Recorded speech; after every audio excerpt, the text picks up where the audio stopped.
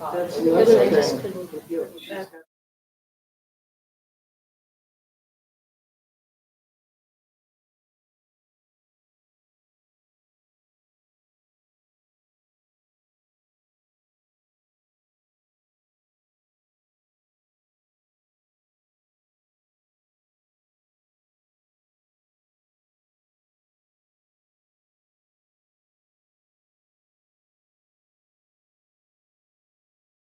Good turnout. Yeah. People love the fair. That's all good. Who doesn't love the fair? Are you ready here in a minute? Yeah. Ready whenever. So we'll do your thing, and then Okay. I'll do the exit, and then I'll be like, Okay. Okay. So when I'm done, then turn it back over to you then. So, okay. Yeah. And then we'll do questions. Okay. Perfect. And then we'll end the live stream after like 2 questions. But then I think we want to ask one. Okay. Perfect. Yeah, that all sounds good. I'm not texting with them. So Yeah, I just no, have that's to read this. No, people always, my parents was like, what do you have? I'm like, because I have notes on my phone. I'm taking notes. Like, yours on, like, I'm like, this is my everything. When I go to museums, I just have a notes.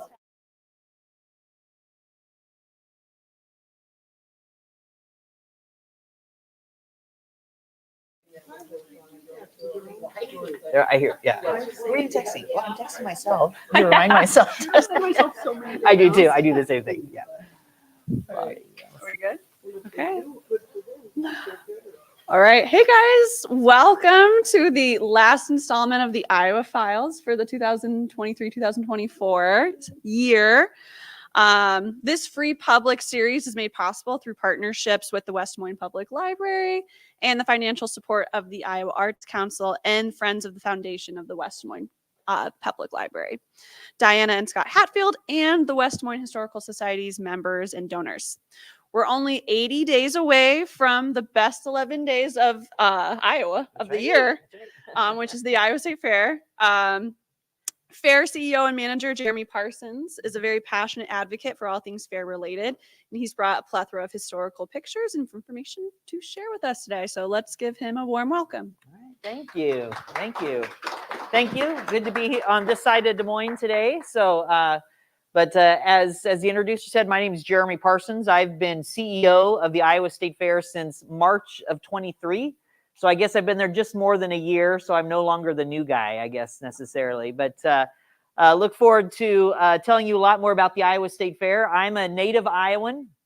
I grew up in Leon, Iowa. Anybody know where Leon is? Down in southern Iowa. I'm a Leon, Iowa boy.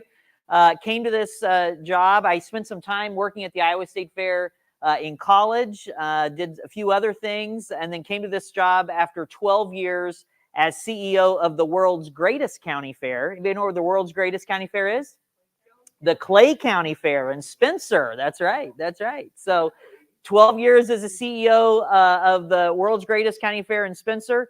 Very unique event. If you're familiar with the Clay County Fair, Spencer, Iowa, population 10,000, welcomes more than 300,000 guests over the 10 days of the Clay County Fair in September. So if you ever need an excuse to go to Okoboji, in mid-September and catch the Clay County Fair while you're there. They're just 10 miles apart. So, but again, since March, been CEO at the Iowa State Fair. So today we're just going to talk a little bit about the history of the fair, kind of the behind the scenes look at the fair. We can get into what's going to be new at the 2024 fair if you want, but I kind of like talking about who we are and where we came from, because we're a unicorn in the state of Iowa, and I'll explain how we're a unicorn a little later. But the Iowa State is the largest single event in the state.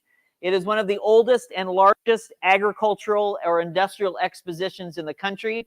It is nationally ranked travel destination by media. Anybody read the New York Times book, 1,000 Things to Do Before You Die? That was a bestseller book that the New York Times put out. Literally, it's like the ultimate bucket list, 1,000 things in the world that you need to do before you die, and one fair is on that list, and that's the Iowa State Fair. We're also, of course, the inspiration for the original novel, the original novel State Fair. Of course, that was made into 3 movies, and then a Broadway musical, which actually debuted here in Des Moines before it went to Broadway in the late 1990s. So It's an interesting place that really is a centerpiece, really, of Iowa culture in many different ways. So that first fair, appropriately, was in Fairfield in 1854. So as historians, you know, the state of Iowa was founded in 1846. And of course, those settlers kind of started in the southeast portion of our state and then moved north and then west. So Fairfield in 1854 was kind of somewhat the epicenter. The state capital was just up the road in Iowa City. Burlington, Keokuk were the largest cities in the state. So it made sense to have that first fair in Fairfield in 1854. They discovered, however, when I do this presentation for school kids, I always ask them, what type of cars did people drive to that first state fair in 1854? Good. All right. None of you shouted out a Studebaker or anything like that. All right. Very good. Obviously, with horse and buggies, it was difficult, very, very difficult to get to the fair. And so the State Agricultural Society, which was the group who started the first state fair, the State Agricultural Society decided, well, let's take the fair on the road. So from 1854 to 1878, the Iowa State Fair traveled Cedar Rapids, Oskaloosa, Keokuk, Burlington, Davenport, Dubuque, Fairfield again, Clinton. Several communities hosted the fair. It literally rotated every year. Basically, they took a county fairgrounds and said, well, this year it's going to host the state fair. Obviously, you could understand why. That's the only way people could really get around to what was happening. But by 1878, it was obvious that Des Moines was going to be the center of the state, especially as railroad traffic became more and more important. So in 1878, the Iowa State Fair moved to Des Moines. It moved to Browns Park. Anybody know where Browns Park is or was? Browns Park, University to the south, between 40th and 50th. Yeah, back in those days especially, but go University between 40th and 50th. That was the first Iowa State Fairgrounds. So not very far from here, a lot closer than the current one. Yeah, between 40th and 50th. Yeah, University was the southern border of it. I think based on what I've researched, I think it went as far as Pleasant Road, maybe Pleasant Lane. Anyway, but between 40th and 50th, so somewhere in that area. However, that space was not big enough. It was only about 70 acres, and so the fair was rapidly outgrowing that space. So in 1886, a farm came for sale, and that was the Calvin Thornton Farm in East Des Moines. And if you've been to the state fair, you know that the Calvin Thornton Farm would have been a horrible farm because it was really hilly. So, of course, they sold it to the state for the fair. So anyway, that's what I tell people all the time. The reason why the Iowa State Fair is where it is in true Iowa fashion is because it's horrible farmland. So we'll do the fair there. So 1886, the Thorntons sold their farm and that original 200 acres to the state of Iowa for use for the state fair. For those of you that have attended the Iowa State Fair, and I'm going to assume all of you have been there at least once or 100 times, when you go up the hill towards the campgrounds, at the top of the hill is grandfather's barn, right? That barn is the original Thornton Farmstead barn. So that barn actually predates the fair. But that was the original Thornton barn. There was a home right next to it where they lived.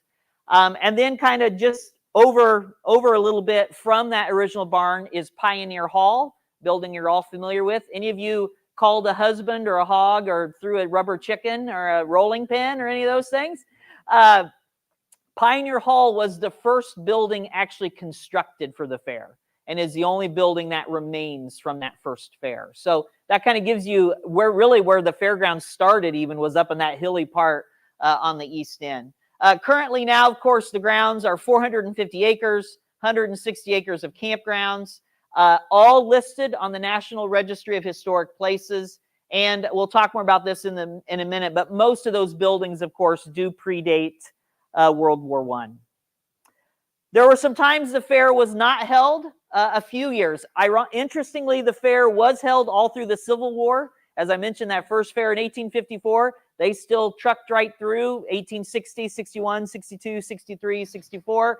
1898, though, the Spanish-American War called a halt to the Iowa State Fair. And then from 1942 to 1945, the fair was a casualty, of course, of World War II, really for two reasons. One reason, of course, was a lot of rationing was going on. You don't need to drive to Des Moines to go to the state fair. We're trying to conserve rubber and gas and all those things. The other piece was the U.S. Army actually rented the entire state fairgrounds during the war for munitions storage. So all of those big brick livestock barns during World War II were used for storage for the U.S. Army. Of course, people often want to know also a little bit about epidemics. The fair survived the Spanish flu of 1918 and the polio epidemic, but 2020 was definitely no fair due to the COVID-19 pandemic. So some notable events at the Iowa State Fair. Amelia Earhart was not an Iowan. I believe she grew up in Kansas. Don't quote me on that. I know I'm being live streamed. There's probably fact checkers out there on the internet right now. But I believe she grew up in Kansas. Yes. Atchison, Kansas. Thank you. Very good. But she was at the 1909 fair and saw her first airplane with her sisters and her father, and she was not impressed. She was unimpressed. In the early years of aviation in Iowa, I believe this was the year that the plane took off from in front of the grandstand, did a loop around the Capitol, and came back. Something that we would not think twice about today, but if that's the first time you'd ever seen an airplane, that would have been quite the sight. Same way with television. First television ever seen in the Iowa State Fair was in the Varied Industries building. I don't know if that did or not. Yeah, I don't know. Back to the war, 35,000 people came to the 1917 Iowa State Fair grandstand to salute the soldiers marching off to war. At that time, train tracks, of course, ran to the fairgrounds, and my understanding is the soldiers marched by, loaded on trains, and off they went. What's interesting, what I find interesting about this, obviously, you think of the emotions of that day, but what I more think about is the fact that that is roughly the same grandstand we use today. Only 17,000 people can fit in that. So obviously the state fire marshal was not around the day they threw 35,000 people in there. But again, I think more reminders of the history of Iowa really is wrapped up in the Iowa State Fair. For 10 years, the Iowa State Fair owned an elephant. In 1929, the Iowa State Fair Board went to the school children of Iowa. I believe the Des Moines Register was involved in this. And thousands of children across Iowa donated a dime, 10 cents, and all that money was put together, and Baby Mine, as in it's mine, I helped pay for it, was purchased. And for 10 years, an elephant lived at the Iowa State Fair and greeted fairgoers. Down there in the corner, you see a clip, or not just a snapshot from a KCCI news story. Currently in the Fun Forest area, there are some concrete statues that honor Baby Mine. The fair also did 3 train crashes, 1896, 1922, and 1932. And I'm going to see, I think I tried this a second ago. We're going to watch a little clip of this. I know or not. Okay. Well, you're going to have to believe me on this. No, it's not opening. Anyway, 1932, of course, there's a presidential election. So the Iowa State Fair decided to lay a section of railroad track down in front of the grandstand. At one end, they took a steam locomotive and painted the word Hoover. Of course, Iowa's native-born president. And they loaded that train locomotive and the car behind it with dynamite. And then about 600 feet away, the other end of the grandstand, they took another steam locomotive, loaded it with dynamite and a car, wrote Roosevelt on the side, and directed them towards each other. And as you can see, in 1932, 45,000 people packed into the grandstand to watch those two trains collide. No one was killed during any of these train crashes. However, multiple injuries did occur. As you can imagine, 2 fully loaded locomotives, when they crash, shrapnel is going to go everywhere. But now all we do at the grandstand are these really boring concerts. You know, I don't know why we're not doing. Now, if there's an insurance agent in the room, I want to talk to you afterwards, because if you'll insure this, I'd love to do it again. But some other things that happened in the grandstand: an airplane dogfight in 1929. So 2 or 3 airplanes battling it out, kind of playing the ultimate game of chicken. 1930, human cannonballs in front of the grandstand. And then in 1937, a small home was built in front of the grandstand. People packed into the grandstand to watch a plane crash intentionally into that home. Again, the pilot survived, but you know, all people do today is sit around and watch their television. You know, there's some real exciting entertainment that we need to be doing again at the Iowa State Fair. People always ask about weather at the fair. Anybody at the fair on August 16th, 1983? That was a 108-degree day, the hottest day on record at the Iowa State Fair. We were 2 days at the 2023 fair, neared 100, but weather is always an important part for sure at the fair. And the whatever's going on with the cleaning up the streets and Yeah. closing and detours. Yeah, that's always important too. Road construction is always important. I mentioned our historic buildings, and I think this is something that we're most proud of at the Iowa State Fair, is the fact that over the centuries, we've been able to preserve the fairgrounds. When you look at even some original plans as far back as 1900, obviously the fairgrounds was moved there in 1886, but there around the turn of the century, around 1900, some major layout and landscape design was done of the grounds. And that concept of the Grand Concourse and the Ag Building and the Triangle and Rock Island, all of that was laid out early in the 1900s. And then, of course, the buildings came around it. The Livestock Pavilion was built in 1902. The Agriculture Building, 1904. The Administration Building, where our offices are located, that's the big, beautiful building with the big porch around it, 1908.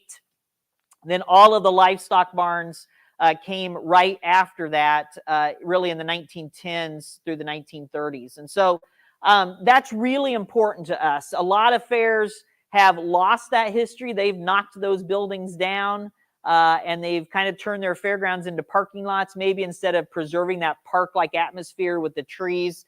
But we've been fortunate to do that. And a lot of that has been the work of the Blue Ribbon Foundation. The Blue Ribbon Foundation is 31 years old. It's had 2 directors in its time. Of course, currently it's Peter County from here in West Des Moines. Prior to that, it was John Putney. But through the partnership of the Blue Ribbon Foundation, more than $200 million has been raised in the last 30 years to restore and fix up those buildings. And you look at a building like the 4-H building in Youth Inn, you know, completely renovated. They were built just to be single-use buildings, and now we've turned them into fully heated and cooled buildings. And that's really important. When you really think about the Iowa State Fair from a business perspective, we'll talk about this in a minute. The Iowa State Fair operates on a $42 million a year budget, so it's a big business. But we generate 85% of that income roughly in 11 days. Now, you know, any of you go to a bank and say, I've got this great idea for a business. I'm only going to be open 11 days a year, and I'm going to do it outside, and we'll make enough money to survive for a whole year. How about you give me a loan and we'll start this business? That's really not going to happen. But when you think about it, that's exactly what we do at the fair. And so these buildings that are restored and renovated for us allow a lot of usage throughout the rest of the year that, quite frankly, didn't happen, you know, 20 or 30 years ago. So for us now, on a typical weekend in the middle of winter, whether it's middle of winter or middle of summer, you know, there'll be 5 or 6 events going on at the fairgrounds all the time. You know, last night I was on a walk through the fairgrounds. We had 2 graduation receptions, a wedding reception, and a quinceanera, and another flea market type event. All were going on yesterday. So that's just kind of a typical Saturday for us. But again, it's because we have these buildings that we can use throughout the year.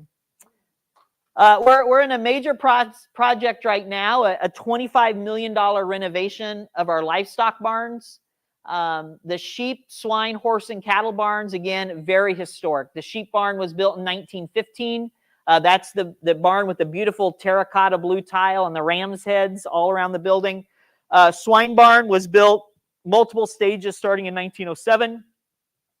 Horse barn, first phase of the horse barn was 1910, and then several additions after that, and the cattle barn 1920. So again, all these barns have need a lot of work, and we're really excited about doing that. You know, that really is the cornerstone of the Iowa State Fair, is livestock, specifically 4-H and FFA kids exhibiting at the fair. We're fortunate that even though as agriculture in Iowa changes, our entry numbers of those 4-H and FFA youth showing livestock at the fair continues to increase. We had a 6% increase in 2023, for example. So we need to make sure these livestock barns are in tip-top shape really for the next 150 years for sure. And that's really the focus.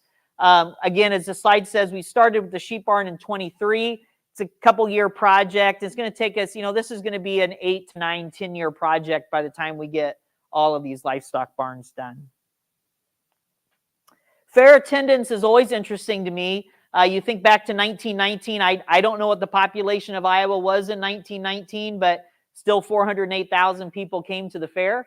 And then you get to 2023, which was our second highest attended fair ever, 1.133 million. And so what's always interesting about that is the fact that when you think of the population of Iowa as a little more than 3 million, although some people come to the fair more than one day, a third of Iowans attend the Iowa State Fair. And that always leads back to the point, well, is the Iowa State Fair the largest state fair in the country? And the answer to that is no. Our friends at the Minnesota State Fair, for example, they draw close to 2 million people over the 12 days of their fair, but they're right in the heart of Minneapolis-St. Paul. So again, you think of population. Our friends at the State Fair of Texas, they like their fair so much, they run it for 24 days. So they do draw 2.5 million people, but they're right in the center of Dallas. So, when you look at kind of a per capita thing, Iowans definitely attend their fair. Then, of course, you see that huge dip in, 2020 with nothing. So we survey fairgoers all the time, every few years, asking them what their favorite things are to do at the fair. I don't think this list has probably changed much over the years. In fact, food, number one on that list, very important to fairgoers, especially now as we do all sorts of things with the new food contest and getting people excited about that new food. People love the free entertainment at the Iowa State Fair. They love to sit at those free stages, whether it's the Bill Riley Talent Show or some of the night entertainment. They love to go through the Varied Industries building and, pick up yardsticks and more yardsticks and tattoos, you put on your arms and all those types of things. Fans, you think about all the things in the Varied Industries building. The number 4 reason people tell us they come to the fair is just to watch other people. And I think you could all tell stories of wow, they came to the fair today and that's what they wore, right? That's kind of number 5 is the Ag Building and the Butter Cow. The Iowa State Fair has been carving a butter cow since I believe the year is 1914. So that's been a form of art that's been around for a long, long time. And of course, the number 6 reason why people tell us they attend the fair is really for the livestock shows. And I think that's really something that we focus on a lot at the fair is we want this to be the place where there literally is something for everyone, and especially for families. You can come to the fair with your kids and their kids, with your kids and grandkids, and you're going to find something throughout the day. Now, you may have to split up and come back together and meet at the Pepsi clock, by the administration building porch. But there's going to be something there really for everybody to enjoy. So this photo here really talks about who the Iowa State Fair is. And I mentioned earlier that we are a unicorn. The Iowa State Fair is an authority of the state of Iowa. So we are not a state agency. The property is owned by the state of Iowa, but essentially as the Iowa State Fair Authority, we're allowed to operate as a private business, as a private entity. The The Iowa State Fair Authority is governed by all these people you see in the red shirts in front. Those are the members of the Iowa State Fair Board. The state of Iowa is split into 6 districts, northwest, north central, northeast, and across the bottom.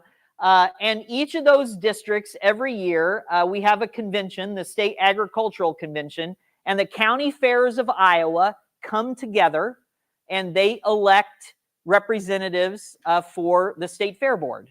And so each district gets 2 representatives. So here in Des Moines, you're in the South Central District, so your representatives are Randy Brown from Osceola and Joe Reynolds from Indianola. Those are the 2 that represent Des Moines. But every portion of the state is represented. Also serving on our board is the governor of the state of Iowa, the Secretary of Agriculture, and the president of Iowa State University. So those 15 individuals or their representatives really have full authority to put on the Iowa State Fair. Iowa Code gives them the authority to do that. Those 15 hire, per Iowa Code, a secretary to the board. And that's the role I play. My official title is Secretary of the Iowa State Fair Board. And then with that also comes the title of CEO of the Iowa State Fair and manager of the fair itself. So this is an organization, as far as the secretary position, as I mentioned, the Iowa State Fair started in 1854. I am the 13th secretary of the Iowa State Fair. So what that means is if I don't screw it up, I get to stay a while. So that's really what that means. But it is an honor to serve in this capacity. I'm the first actual native Iowan to be secretary of the Iowa State Fair Board since Kenny Folk back in the 1960s and 1970s. So excited really for this opportunity. So as I mentioned, the board hires me as secretary to the board and as CEO, and then I hire the rest of the full-time staff. And as you can see, all the people in the blue shirts, I have a typo here, so that should be 70 full-time employees. So it's kind of interesting when people think about that. Like, you do that like all year round? That's your job for a living? And the answer is yes for 70 of us. But as I mentioned, we host more than 200 events a year. So there are always things going on. And you think of a business, as I mentioned, with a $42 million a year budget, you know, we have an accounting staff and we have a marketing staff and we have people that handle all of our livestock competitions and book our entertainment, HR people, you know, just like that. But also, because we also are responsible for a 400-acre property, on our staff, we have full-time electricians and plumbers and carpenters and IT guys and landscapers. You know, the fair has 2 full-time gardeners. You know, so it also, we're a business and we're also a city. So when you think about that, I think you see there's plenty for us to do. This time of year, our size doubles to about 150 employees. We hire a lot of summer college interns to work for us in the summers. Takes a lot of extra guys to mow the grass and do those types of things. And then when the fair comes, we're up to 1,600 employees. So, and many of those employees just get 1 paycheck a year, but they work at our admission gates or they sell tickets. They help clean out the barns. We become if any of you have ever done HR, or if you've ever had a job, you know, you've got to fill out all of that payroll paperwork, you know, or all those W forms and I-9s and all those forms. And so we have about 1,400 people that every year we have to get all that paperwork in for them, and we're going to write them 1 check, and then we'll do it all again next year. And of course, thousands and thousands of volunteers are needed to put the fair on. And so that's kind of, people often ask, you know, who is in charge of the Iowa State Fair? And so again, we're a unicorn. Back to that, we're not an agency of the state government, but we're not private. We're really kind of right in the middle, which allows us to really, I think, operate the best fair possible. When you think about the Iowa State Fair, though, some things are the same and some things have changed. The campgrounds have always been important at the Iowa State Fair. Campgrounds have always been important at the Iowa State Fair, as they still are today. So when you go to the Iowa State Fair campgrounds during the fair, there are 3,000 campsites.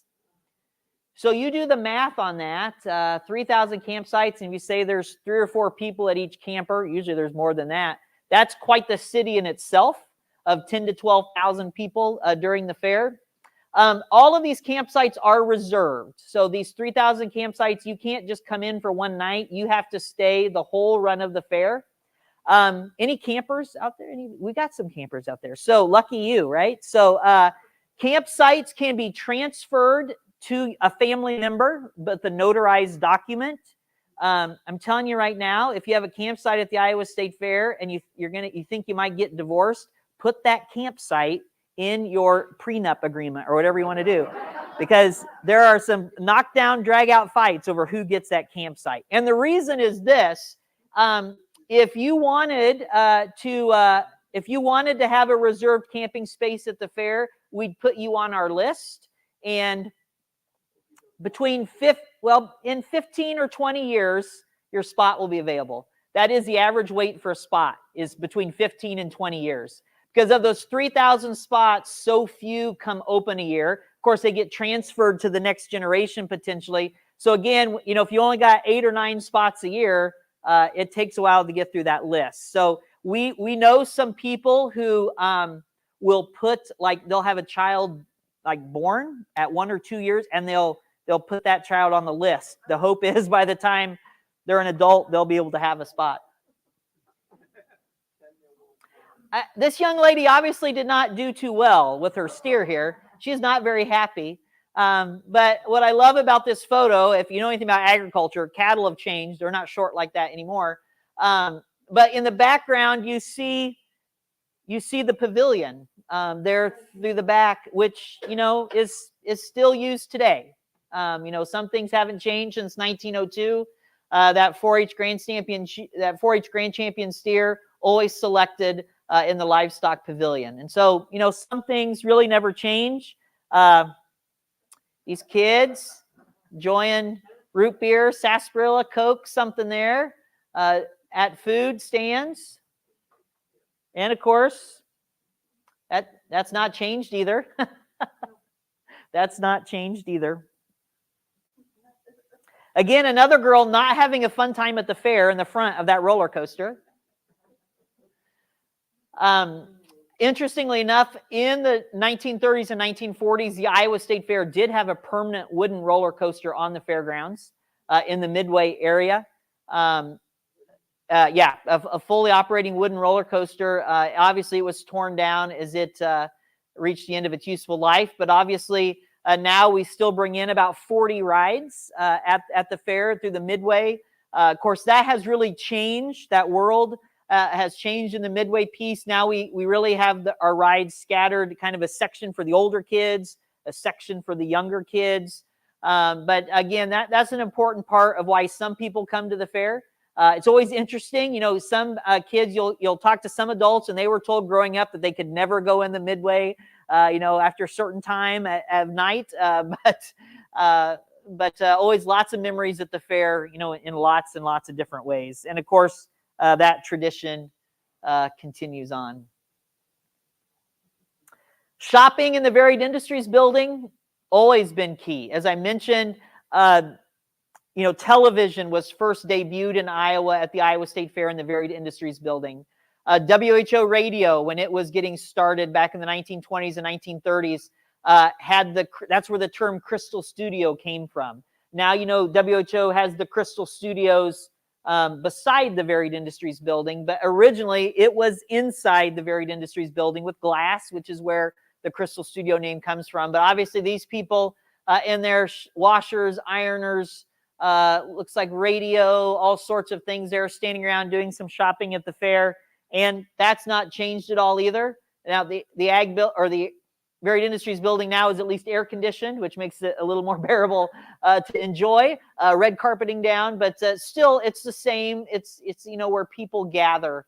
And again, I think that's what really makes the Iowa State Fair unique is, when you think about it, the Iowa State Fair is about tradition and it's about new things, and I tell people a lot of times, they ask what the hardest part of my job is, and it's navigating that balance, because half of our fair goers are very traditional and say, don't you dare change a thing. When I come to the fair, I know where to buy my new fancy mop, and I know where to get my corn dog, and I know where to sit down and watch that Bill Riley talent show, and don't you dare change anything, because I know what I'm doing. And And then you have another half of our fair goer, though, who says, well, if it's the same as it was last year, I'm not going to go back. And so our job is to navigate the middle. And I think really we at the Iowa State Fair have been pretty successful at navigating that, because we've been in business for 170 years. And a lot of things don't last 170 years, but we have. And I think it's because we've understood, like this varied industries building, that while times change, some of the things can still stay the same. You know, the tall corn contest still occurs. There's a photo just from last year up at Pioneer Hall. And then, of course, a photo from much earlier.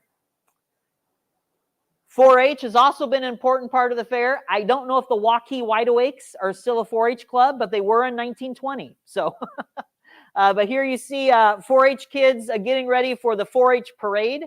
There used to be daily parades through the fair with the 4-H kids on floats. Again, back to the history, the building that's behind them is the building we were just talking about, is the sheep barn that we're restoring right now.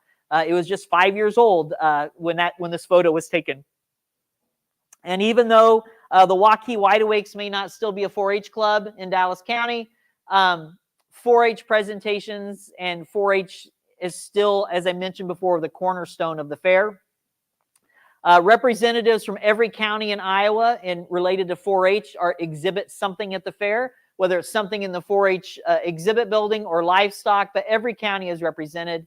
And again, we're really proud of that fact that we're a showcase for Iowa youth to learn and to really show off their skills while they're at the fair. And so the 4-H building is always a popular spot as well for people to watch the 4-H youth kind of do their thing.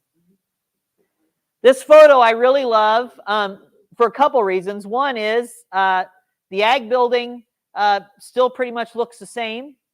The other thing in this photo, if you look close, we obviously don't dress as nice when we go to the fair anymore. I expect to see you all in, floor length, woolen skirts, gentlemen, full jackets, suits. We don't really dress that nice anymore at the fair. But what I love about this photo is they're going into the ag building. I don't know if this was the first year the ag building was built in 1904, but in 2023, it really still looked the same. It still really looked the same.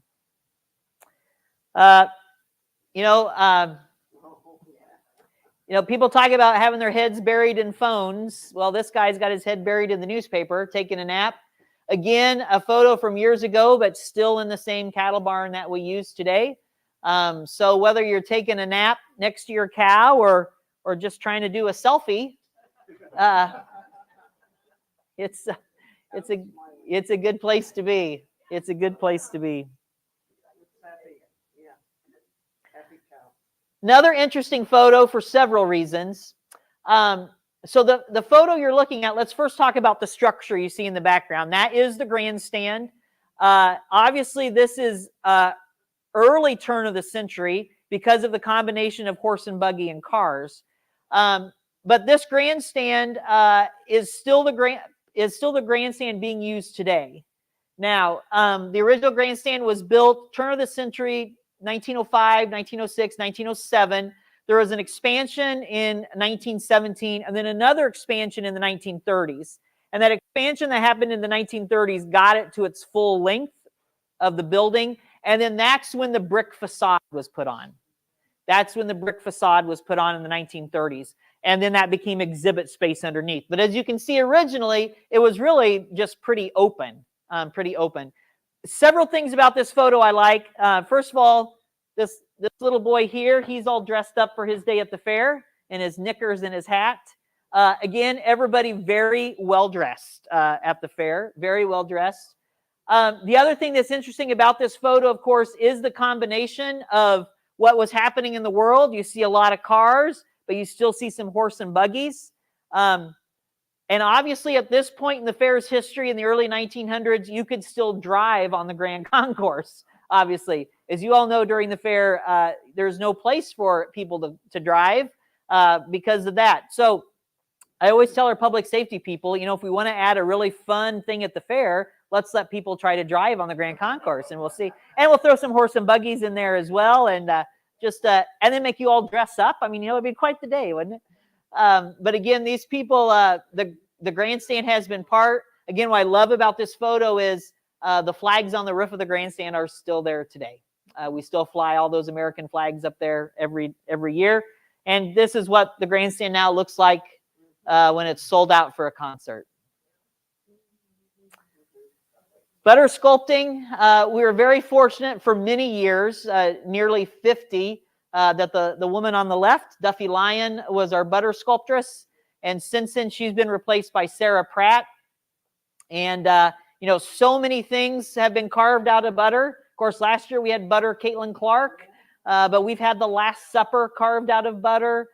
We've had all sorts of things. And so we'll be announcing soon what those companion pieces will be. Every year there is a cow. The dairy cow, the breed rotates every year. So it's a different breed of dairy cow every year. And then, of course, we do the companion pieces. But again, we started carving butter sculptures prior to 1920. So, several generations of Iowans have stood in line and looked at the butter cow. And then you get back to the 1950s. This beautiful entrance I would love to bring back. It is neon, and that's one of my future goals to bring back. Obviously, as late as the 50s, you could still drive your cars in and out as well. But today, that becomes really, really difficult. As this picture of the second Saturday showed. And so we are getting ready. We want you all to catch fair fever. We had some conversations with our marketing firm. Is it too close to COVID to be telling people to, catch the fever? We want you to catch that fair fever.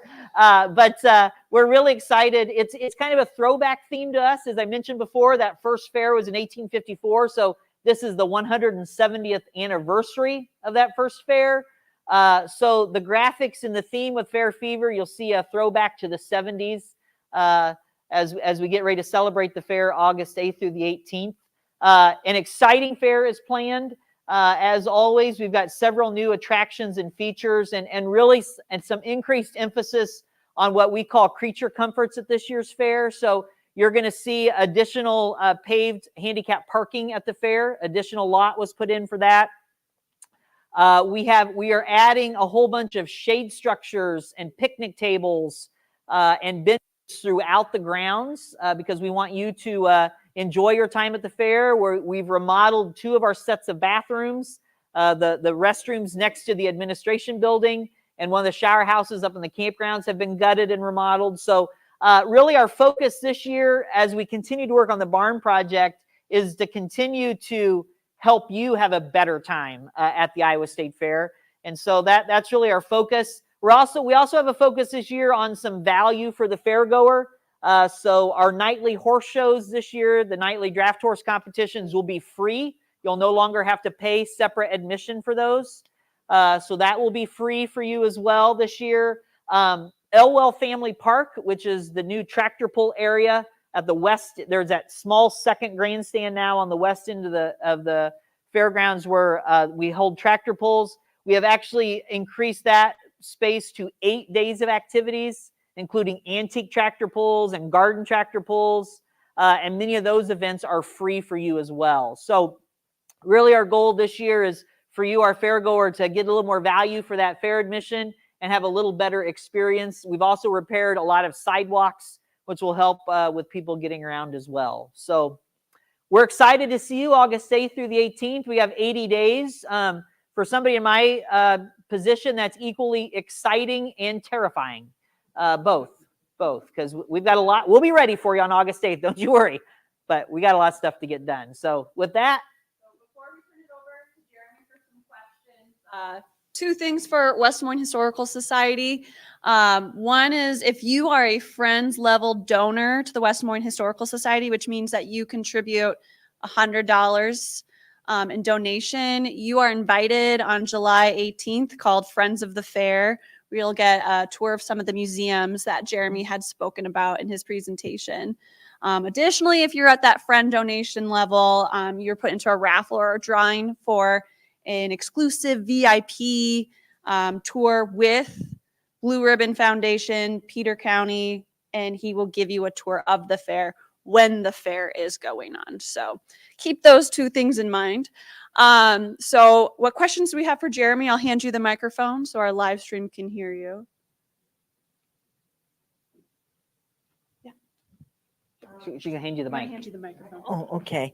So my son and I have been going to the fair for about 15 years now, and I am a people watcher, and my very favorite thing was and we go several days to the fair, and every day I would get on the trolley and ride it for hours and hours and hours and get off for bathroom stops or to eat something or see something, and then right back on the trolley, and love that. I think it was a couple of years ago that the trolley didn't run. And as soon as I got there, I went to the information desk and said, "Where's the trolley? I want to get on." And the only trolley was the one going up to the campground. And we aren't fortunate enough to have a spot up there. Yeah. So last year I asked again, and they said that it was because there was too much traffic. Is there any chance that for people like myself, I'm 79, I want to go. I don't want to go around in a scooter because that's too invasive. I feel for other people, for me. Mhm. And walking those hills is a lot of, because we go early in the morning. We do ride the DART bus and that's a real good perk that you have. And then we stay through the evening's entertainment. But is there any hope for the trolley in the future? It's a great question. I'm gonna answer it. I'm gonna fill you in on a lot of background stuff. So we currently run 2 shuttle systems at the fair. One is in the north parking lot. We run a shuttle system in there to help you get to from the parking lot to the fairgrounds itself. And then, as you mentioned, the shuttle that goes up into the campgrounds. That loops through the campgrounds. However, even if you're not a camper, you can still ride that. And I would sure recommend doing that, because if you've never been up in the campgrounds, that is a riot up there. So anyway, but you can get on by the first church, and it will actually, you get on at the first church and it will drop you off to the top of the hill by Pioneer Hall. So that saves you that hill at least, then loops you around. So that's not just for campers. Anybody could ride that. However, that's not enough. That's not what you're talking about, the rest of the grounds. Absolutely. So, and one more thing about Clearfield Lions. The Clearfield Lions Club, if you know where Clearfield is, Clearfield's in southwest Iowa, down around Mount Ayr, Creston, down in that area. It's the largest Lions Club in the state, and Clearfield's a tiny community, probably 300 or 400 people, but I think everybody in Clearfield is a Lion. But they have operated that shuttle service. This is their 60th year. So with all that being said, you are correct. A few years ago, the fair stopped running that shuttle. It was a little bit of COVID. COVID issues coming back after COVID, and also some safety issues. However, we have to figure out a way to provide that service again. Great. And so there will be nothing for 2024. I'm just completely honest, nothing for 24. We're kind of too late in the game on that, but we will work out a solution for the future. Now, I don't know what that'll look like. Maybe it's a little different route. Maybe it's just earlier in the day before the crowds get heavy. But I have heard from many fairgoers like you. And, as I mentioned before, part of what we're doing this year is making the fair easier for you to enjoy, more places to sit down. I think it's like 50 picnic tables will be added to the ground, lots of places for you to sit, shade structures, but we have to find a better way to get you around the grounds, because many of you depend on that shuttle service. So the answer is, yes, we will find a solution to that in the future. But again, not for this year. So not for this year, but we will find a solution for the future. That's a great question, and thank you for asking. I get one. Hello. I get one of those golf carts, rent a golf cart thing. Oh, a little mobility scooter. Yeah. Mm-hmm. And it's a bit more pricey, but you can come and go as you want to, stop, park, go do what you're going to get back on. Yep. There you go again. I think that's a great solution for some people, but for others, and maybe they just need it for short periods of times or different things. Yeah, I think we have to figure out a way to provide that. So I don't know what that is going to look like yet, but I think we can overcome the challenges of that for sure. So many people are riding the scooters, and it's hard for them to get into the Mhm. buildings and out, and sometimes Yeah. they stop right in the middle and they can't get the thing to go, and that's why I like. Yeah. Broadway. Yeah. I think it's, yeah, I think it's back to, I think it's really back to, trying to provide, as we mentioned with the fair, it's something for everybody. And so back to that, can we provide various ways of transportation to get people around? So that's really what we're working on. But thank you for bringing that up. Yes, whenever we go, we park at the Capitol. Yeah. And then take the bus to the fair and they drop you off the door. And then we would take the, what is the air thing? Oh, the Sky Glider? The Sky Mhm. Glide up to the top and then walk ourselves down. Yeah. Yeah, Save a lot of that's one, steps. that's one way to do it Yeah. as well. We're very pleased with our partnership with DART. We know that's a huge thing. In fact, of our 1.1 million fairgoers, last year, 230,000 people came to the fair on a DART bus. Yep, right there. So I wanted to share, I'm an August baby. I was born during the fair. My first one was at 3 days old. I've gone every year since then, except for 2020, of course. And every year from the first to the last one, my favorite food is the Veggie Stands fried pickles. So I was wondering, as the CEO of the fair, what is your favorite fair food? Okay, so I brought a tradition with me from the Clay County Fair. By 9 o'clock, the first morning of the fair, I've had a corn dog. Okay, that's how I start the fair. I don't do that every day. I do not do that every day. It depends. When you're working there every day, long hours, like some days, a hot beef Sunday at the beef place is great. But that last weekend, when it was so hot, I just ate cups of watermelon from Beatty's stand there by where the giant slide used to be, and pickle dogs, the cold pickle dog. You know what I mean? So it really depends on what the weather's like. But pork chop on a stick, yeah, I can walk around with that for sure. So that's good too. And honey lemonade upstairs in the ag building is good too. Mhm. Okay. I wanted. Have you heard anything about the Trump and Biden at the Sure. fair? Yeah, last year was a great year for my first year as CEO of the fair, welcoming 13 presidential candidates. So yeah, yeah. We have not at this point heard if either of the presidential candidates will come. For us at the Iowa State Fair, it's always kind of been more about that caucus cycle as they narrow it down. But if anybody wants to visit the fair, we will sure welcome them as always, and as long as they pay their admission, and we'll work through the process. And they all do pay admission. They do. I think they'd like to be there. Yeah. They get votes that way. Well, I think that's why the Des Moines Register soapbox. Presidential candidates. Why wouldn't you want to come to a place where you've got a whole lot of Iowans together? It makes campaigning kind of easy. Makes campaigning kind of easy. So speaking of the presidential candidates, do you think that for the next election we might have the train crash back? Yeah, that's a good. Oh, we do Trump and Biden train crash. There's a thought. There's a thought. I have a question. Sure. So is the butter cow, it's not 100% made out of butter, right? It's got like mesh and then we put butter. Is that always how it's been? Like the 100 years since we've been doing it? My understanding is it's always been that way. Several years ago that the fair actually veiled the secret, that it was not solid. And that's been several years. My assumption is probably it's always kind of followed that. I'm not an art person. Is that called an armature?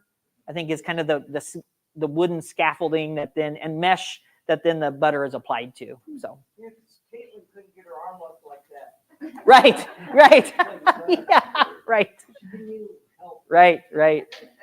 Caitlin and her family were very gracious when we contacted them and said, "Can we carve you out of butter?" So they were very gracious, very gracious. That's I think as Iowans we understand that's a pretty high honor if you get carved out of butter at the state fair. That means you're kind of at the top. Are there any other questions for Jeremy? I might add something. Yeah, sure. I just read an article about the fair, and I'm trying to remember where it was, but it mentioned the West Side site, Yes. and that the southern border was Grand Avenue, Oh, okay. not University. University would be Okay. Yeah, and because it mentioned that the Plymouth Church and St. Augustine Church were where the Okay. fairgrounds were. Thank you. That is correct. Now that you said that, I remember reading that. That was in the register not too long ago, actually. So the southern border was Grand Avenue between 40th and 50th, not University. So thank you. There's a good fact check right there. I do remember that because, yeah, the Congregational Church and St. Augustine's were in that area. Mhm. So how much money do all those vendors make? I mean, is it pretty lucrative for 11 days? That's a good, the question is, how much money do those vendors make? It really depends on what they sell. Some of them have multiple locations, a lot of different things like that. Obviously, they have, it's like any business, they have expenses. They have to, they have to have staff and supply their food. They pay a percentage of their sales to the fair as well, basically as rent, for lack of better words, for the licensed space. So it really is hard to say just because they're, you've got some that are big sit down places like pork and beef, and then you've got others that are kind of small, selling cups of watermelon, so yeah. Like last year, there was just such a long line for the pork. Mm-hmm. So on a stick, the pork is, The whole pork building, thing. yeah. So, I mean, we went down to the cattlemen's, but I don't know what you can do about the pork place. Yeah. It takes so long and the line was so long. Yeah, I think last year, some of the, I guess, excitement was the fact that it was the new building. It was a brand new structure that they had built. But yeah, all those groups. So I know, like any business, they don't like long lines because they don't want you to wait. Obviously, they want you to move through the line. But yeah, it's always interesting. It seems like if you really want to sit down and enjoy a meal at the fair, you have to eat at odd times, and you've got to eat lunch at 3:00 and dinner at 9 or something. I mean, you gotta eat lunch at 10:30 in the morning, or you've got to kind of do a different time for sure. You have to remember, Iowa people eat at noon. Right? Yeah, everybody wants to go eat at noon, right? Yeah, you can't do that. Yeah. Okay, well, we're going to give Jeremy another round of applause. Thank you. So just as a reminder, we will have Iowa Files returning for the next rotation. We'll have 8 planned, and we'll release those in the next couple months. But thanks for the West Des Moines Public Library. Thanks for you guys to come and recognize the importance of Iowa and local history. So we appreciate you guys coming out. I'm sure if you have more questions to Jeremy, he wouldn't mind staying around for a couple more minutes. But I hope you guys have a great time at the fair in August. Yeah.